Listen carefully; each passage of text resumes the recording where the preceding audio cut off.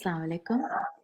आज हम एक बार फिर यहाँ पे मौजूद हैं शानदाना गुलज़ार के साथ।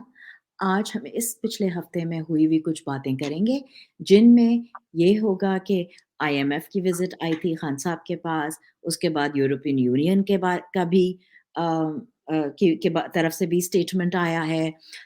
उसके अलावा फिर खान साहब ने पाकिस्तानी जो डायस्पोरा है, जो पाकिस्तानी अमेरिकन डॉक्टर्स हैं, उनसे बात की, वहाँ पे भी उनको स्टैंडिंग ओवेशन मिली, बहुत अच्छा, बहुत बड़ा क्राउड रहा। तो खान साहब की पॉपुलैरिटी तो कहीं जाती भी नहीं नज़र आ रही है। क्या ख़्याल है आपका? अस्सलाम वालेकुम शानदाना। अस्सलाम वालेकुम सामान अल्हम्दुलिल्लाह देखिए बहुत लोगों के ऐसे अरमान है कि वो सूरज को अपने अंगूठे से अ, मिटा देंगे या दबा देंगे या गायब कर देंगे, वो ऐसा नहीं होता। ये तो हमने हिस्ट्री में देखा है माज़ी में मतलब जिसने थोड़ी बहुत पढ़ाई की और हमारे लोग बेचारे सिंपल है तालीम तो उनको ये देते नहीं है ज़ालिम। सो ये समझते हैं कि समहाउ ये दुनिया इनके ज़ोर पे चल रही है। पीडीएम वाले, पीडीएम के हवारी, इनके बैरूनी जो आकाएँ, सबको ये लगता है कि शायद they are the centre of the earth, not realising कि there are plenty of good simple people दुनिया में ऐसे इस वक़्त लोग हैं, लेड बाय इमरान खान, जो इस मुल्क की बेहतरी चाहते हैं। सो ये कुछ भी कर लें खान साहब को ये लोग ना माइनस कर सकते हैं, ना इर्रेलेवेंट कर सकते हैं और इसकी एग्ज़ाम्पल आपने जो आईएमएफ वाली स्टार्ट की, ये बहुत रेलेवेंट है। आपको याद है कि जब ये लोग पाकिस्तान को ख़ासकर इसहाक डार पाकिस्तान को बर्बाद करके चला गया था, उस ज़माने में इन लोगों ने तकरीबन 24 अरब डॉलर फूँक दिया था, अवाम का पैसा हमारे जेबों से निकाल के, कर्ज़े ले-लेके जो कर्ज़े हमें देने पड़ेंगे, उस पर इन्होंने कोशिश की थी कि डॉलर ₹100 का रखें। पता नहीं उससे क्या फ़ायदा उनको लग रहा था। हुआ इसका रिज़ल्ट ये कि जब पाकिस्तान की में खान साहब की हुकूमत आई, हमें आईएमएफ के पास जाना पड़ा, स्टेबलाइज़ेशन नहीं आ रही थी। मुझे नहीं याद कि कोई भी आईएमएफ का वफ़्द लंदन गया हो नवाज़ शरीफ से मिलने, ऐसा नहीं हुआ। लीडर ऑफ़ द पार्टी भी था, leader of the opposition Pakistan में शहबाज़ शरीफ था। ऐसे नहीं हुआ था, क्योंकि he was irrelevant, they are irrelevant. ये याद रखिए दुनिया चोरों के साथ और डाकुओं के साथ उनसे डाके तो पड़वा सकती, चोरी तो करवा सकती है, उनसे डीलिंग कोई नहीं करता। जब ये वीओएनसी हो रहा था वोट ऑफ नो कॉन्फिडेंस पिछले साल, हम सब ने ये प्रेडिक्ट किया था, कि ये पाकिस्तान को बर्बाद करेंगे, इनके साथ कोई बात नहीं करेगा। खान पे ब्लेम आता था कि अमेरिका को नाराज़ कर रहा है, यूरोप को कर रहा है, सऊदी को कर रहा है। तो ठीक है, आपने तो खान को हटा दिया, अपना एक्सपेरिमेंट तो कर लिया। सो रिज़ल्ट क्या था उसका? अवाम के लिए महँगाई, अवाम के लिए गरीबी, ना गैस, ना पानी, ना बिजली, महँगाई पे महँगाई बढ़ती जा रही है, 62% पे चली गई है और अब इन पे जो अल्टीमेट इनकी एक डिफीट कह लें कि खान साहब का टीवी से नाम हटा दिया, खान साहब के शोज़ पे नहीं आ सकते, उनकी पार्टी का नाम उनके 300 केसेज़ मतलब 3000 ही कह लें केस पे केस किए जा रहे हैं। बट द आईएमएफ डिसाइडेड कि जब तक ये खान से बात नहीं होगी, हमने ये डील नहीं करनी। आईएमएफ तो ना पीटीआई का हिस्सा है, ना वो हमारे मजबूर हैं और आईएमएफ के तो हमने कर्ज़दार ना, वो तो हमारे कर्ज़दार नहीं है। तो क्यों उनको खान साहब की ज़रूरत पड़ी? खान साहब और खान साहब की इकोनॉमिक टीम वहाँ क्यों थी? क्यों बुलाया गया? फिर आपने देखा भी एयरवान ने जो एम्बैरेसमेंट की, सेल्फ एम्बैरेसमेंट कि खान साहब को अभी उस तस्वीर से उनको गायब कर दिया और सिर्फ़ खान साहब का जूता नज़र आ रहा था। सो मतलब ये बचकाना काम और अगर खान साहब चाहते तो रोड़े तो डाल सकते थे बीच में, कह देते कि I am not on board. लेकिन खान साहब के लिए हमेशा Pakistan Pakistan always and Pakistan forever की एक इक्वेशन है उनकी। सो एक्चुअली शानदाना मैं जी, इसी तरफ आपको अगले सवाल के साथ लेके जाना चाह रही थी कि जी। जब खान साहब ने वफ़द से आईएमएफ की मुलाकात की और खान हुँ, साहब ने हमेशा पाकिस्तान को ही सामने को पहले रखा और उन्होंने फ़ौरन उनके साथ बातचीत की, उनको अपने कंसर्न ज़रूर ज़ाहिर किए, लेकिन उन्होंने अपनी रज़ामंदी दे दी। अ, अब कुछ कहने वाले ये भी कहते हैं कि खान साहब चाहते तो अपने जो पॉलिटिकल प्रिज़नर्स हैं इस वक़्त जो कि अगवा हुए हुए हैं, उनको छुड़वा सकते थे, कोई और इस तरह की शराइत रख सकते थे वो, बजाए इसके कि जल्दी से मान लेते। लेकिन खान साहब ने पाकिस्तान को रख के पहले जल्दी से मान लिया। इस बारे में ही मैं आपसे बात करना चाह रही थी कि आप अपना बताएँ, आपको क्या लगता है इस बारे में? देखिए फिर क्योंकि खान के खान कैरेक्टर में और जी। ये एनआरओ सीकर्स क्या रह गया? ये तो हैं ही चोर, चोरियाँ करते हैं फिर माफिया घूमते माँगते फिरते हैं, ठीक है? ना करे चोरियाँ, ना गलत काम करें, आपको कोई ज़रूरत नहीं होगी कि किसी की भी एनआरओ की भीख माँगने की। कैरेक्टर में तो यही फ़र्क होता है ना किरदार में, ये बेकिरदार लोग हैं, ये किसी के सामने भी सजदा कर देते हैं। ये ख्वाजा आसिफ और एहसन इकबाल अमेरिका गए थे कितने साल पहले कि जो खान इज़ इस्लामिस्ट यानी कि उसको दीन पसंद है। फिर जब खान ने 15th मार्च करवाया इस्लामोफोबिया के खिलाफ दिन, तो फिर वो ये खुद क्लेम करने लगे। फैटफ के दिन जब कानून साज़ी होनी थी, ये बिलावल और ये क्या इसका नाम है डेप्यूटी मिनिस्टर जो है इसकी Hina Rabbani Khar, they walked out of the room, I wasn't in the room, वाक़ई सच हो गया। और फिर जब क्रेडिट लेने की बात आई तो फैटफ हमने कर दिया। झूठ पे झूठ, ये तो है ही झूठे। लेकिन खान साहब ने कैरेक्टर ज़रूर दिखाना था, पहली बात। दूसरी, someone you may not realise कि इस वक़्त पाकिस्तान डूब रहा है। हम इतने बुरे फाइनेंशियल हालात से किसी को अंदाज़ा ही नहीं कि पाकिस्तान प्रेसिपिस पे खड़ा है। और ये भी जो आईएमएफ के साथ अरेंजमेंट है, ये स्टैंड बाय अरेंजमेंट है। स्टैंड बाय अरेंजमेंट मीन्स कि ये जितनी लोगों ने हम पे महँगाई डाल दी है, बिजली, गैस, पानी सब कुछ कर दिया, पेट्रोलियम, इसके अलावा भी कोई कंडीशंस हैं जो मीट होनी है। क्योंकि मैंने एग्रीमेंट का टेक्स्ट नहीं देखा। सुनने में ये आ रहा है कि जो पहले भी आईएमएफ की शर्त थी कि जो 2 ममालिक है पाकिस्तान के, पहले वो पैसा डालेंगे, फिर आईएमएफ अपना पैसा एक ट्रांश रिलीज़ करेगा। देखते हैं क्या होता है, क्योंकि मैंने तो आईएमएफ की कंक्लूडेड डील्स की बात सुनी थी। I am not an economist, लेकिन इतना मुझे पता है कि इन लोगों को किसी ने पैसा ना इलेक्शन से पहले ना इलेक्शन के बाद, इन लोगों को आदत है ये पैसा फूँक देते हैं। अब तो मुझे लगता है इलेक्शन पे ये लगा देंगे धांधलियों पे अभी से प्रिपेयर करने का। सो खान साहब, देखिए आप पाकिस्तान के जो होस्टेज हैं इस वक़्त, जो जेलों में पाकिस्तानी होस्टेज हैं, उनको रिलीज़ करने के लिए पाकिस्तान होस्टेज लोग कह रहे हैं ना, क्या पाकिस्तान को होस्टेज करते हैं। तो फिर हम में, नून में, पीपल में या यूआईएफ में और इन चोरों में फ़र्क क्या रह गया? Pakistan first, Pakistan forever, Pakistan always. हमने ब्रिलियंट, खाया और हम यही करेंगे। Brilliantly said. अच्छा, अ, आखिरी एक इस तरफ से चलते हैं कि यही, क्योंकि अभी आपने बात की इलेक्शंस की, लगता नहीं था कि इलेक्शंस की तरफ जाने वाले हैं। अभी आपने देखा वो झंडा मुहिम जब चली हमारी, खान साहब, मतलब जो लोग कहते थे कि नहीं जी डर है, खौफ है, लोग छुप गए। लोग नहीं आएँगे, लोग नहीं निकलेंगे। लोग निकले, लोगों ने झंडे लगाए। उसके बाद ये जो कुरान की बेहुरमती के बारे की प्रोटेस्ट हुई, हालाँकि ये हाइजैक कर ली थी गवर्नमेंट ने, ये कह के कि नहीं जी हम भी उसी दिन एहतजाज कर रहे हैं। उसके बावजूद इतने पीटीआई के झंडे थे, इस ज़ोर से ये इतना एविडेंट हो गया था कि जी ये खान साहब की ही कॉल पे आए हैं, कि हुकूमत ने नहीं चलने दिया। कहीं किसी मीडिया पे ये रिपोर्ट ही नहीं हुई, ये जो इतनी बड़ी-बड़ी सारी प्रोटेस्ट्स थी। खान साहब is very much there, he is very much in the game. Elections ये लोग नहीं लगता था कि कराएँगे, लेकिन अब ये आईएमएफ और फिर अभी ये जो ईयू की भी स्टेटमेंट आई है, उससे लगता है कि they will be pushed into a corner और इलेक्शंस तो इनको कराने पड़ेंगे। इलेक्शंस चाहिए पाकिस्तान को फ्री एंड फेयर, साफ, शफ़ाफ, ताकि वाक़ई अवाम की ही मुंतखब हुकूमत आ सके।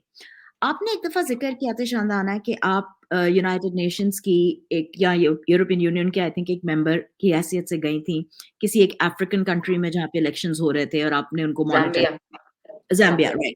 तो आप ये बताएँ, इस तरह से क्या हम इंटरनेशनल ऑब्जर्वर्स को लाके नहीं मंग ये एक शराइत में से हो सकती है खान साहब की, कि इंटरनेशनल ऑब्जर्वर्स आएँगे, एन्श्योर करेंगे कि फ्री एंड फेयर इलेक्शन है, तभी हमें, क्योंकि बॉयकॉट तो करने का कोई फ़ायदा नहीं है, वो तो फिर भी उनके बगैर हुकूमत बनाने की कोशिश कर देंगे। तो क्या लगता है आपको कि किस तरफ जाना चाहिए? 2-3 बातें समन आपने कही हैं। देखें, पहली बात तो इलेक्शंस की। इलेक्शंस उन्होंने बिल्कुल नहीं कराए हैं, उनको कोई शौक नहीं है, दिनों ये हारेंगे, तो ये तो धांधली की प्रिपरेशन कर रहे हैं, इलेक्शन की प्रिपरेशन हो ही नहीं रही। दूसरा, क्योंकि वो कहते हैं ना, there is no honour among thieves, ये तो सारे चोर हैं। बिलावल का वालिद चाहता है कि उसकी वो पीएम बने, नवाज़ शरीफ चाहता है मरियम पीएम बने, शहबाज शरीफ चाहता है मैं पीएम बनूँ। इस वक़्त बंदर-बांट की लड़ाई चल रही है, ठीक है?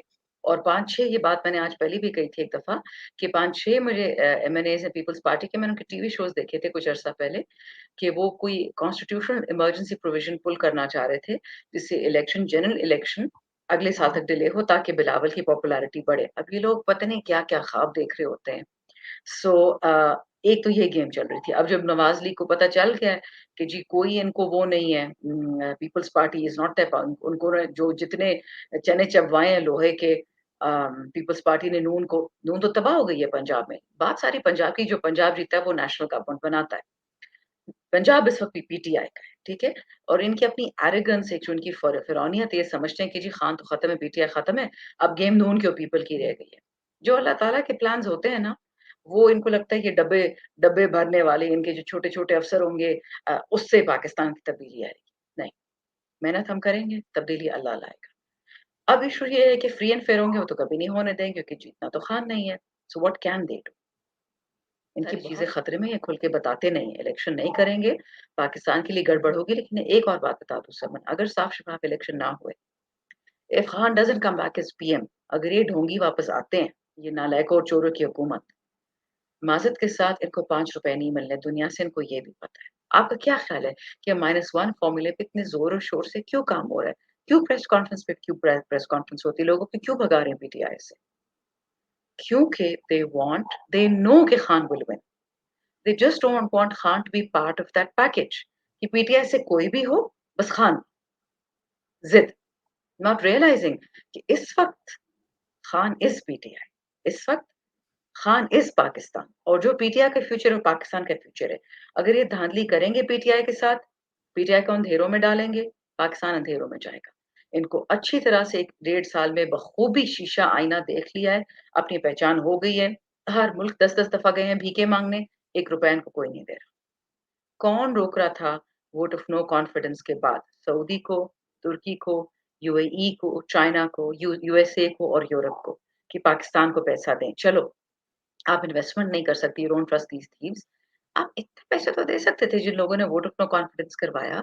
इतना पैसा तो दे देते कि चलो तुम्हारे कुछ अरब डॉलर एक्सटर्नल कर्ज़ा है, कुछ अरब रुपए पाकिस्तानी कर्ज़े हैं, सर्कुलर डेट है, चलो ये पैसा ले लो, अपने मिटा दो। यूक्रेन में तो उन लोगों ने 120 अरब डॉलर अब तक डाल दिया है। कितना मुश्किल था पाकिस्तान को 15-20 अरब डॉलर देना। एक-एक अरब रुपए के पीछे इनकी नाक ज़मीन पे रगड़वा रहे हैं।